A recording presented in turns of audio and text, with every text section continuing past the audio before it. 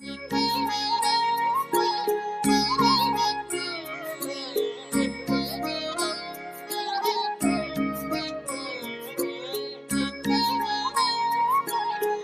की खोज कैसे करें?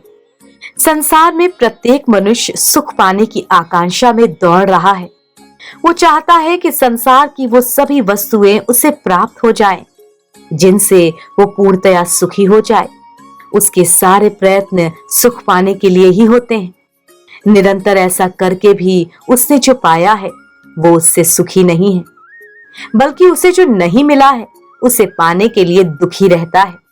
यदि उसके पास मकान नहीं है तो वो चाहता है कि एक अच्छा सा मकान बना ले। अपने मन का मकान बनाकर वो खुश भी होता है। कुछ दिनों बाद जब उसके पड़ोस में ही कोई उससे अच्छा मकान बना लेता है तो वो फिर से दुखी हो जाता है।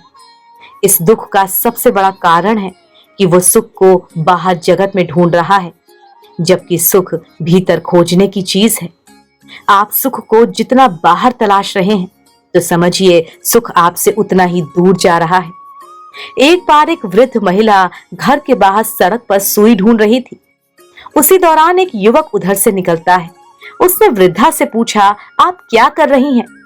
वृद्धा ने उत्तर दिया, मैं अपनी सुई ढूंढ रही हूं। वो युवक भी सुई तलाशने में लग गया।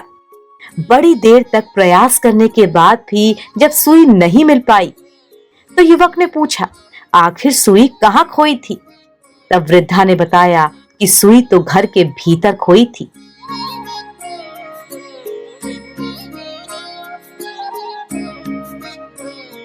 हम सब भी ठीक ऐसे ही जहां सुख खोया है उसकी बजाय उसे बाहर ढूंढने में लगे रहते हैं। वास्तव में सुख की खोज हमें अपने भीतर करनी चाहिए। इसके साथ ही हमें दुख के निमित्त या मूल कारण को भी समाप्त करना होगा। जैसे किसी वृक्ष को नष्ट करने के लिए उसकी जड़ को नष्ट करना होता है, उसके पत्ते या टहनियां काटकर हम उसे नष्ट नहीं कर सकते। उसी प्रकार हमें दुख के मूल कारण यानी तृष्णा को नष्ट करना होगा।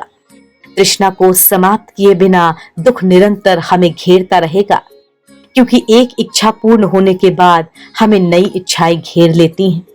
वस्तुतः तृष्णा के लिए सुख की कोई सीमा ही नहीं है। हमारा ये वीडियो अगर आपको पसंद आया हो तो हमें लाइक, शेयर और सब्सक्राइब जरूर करें।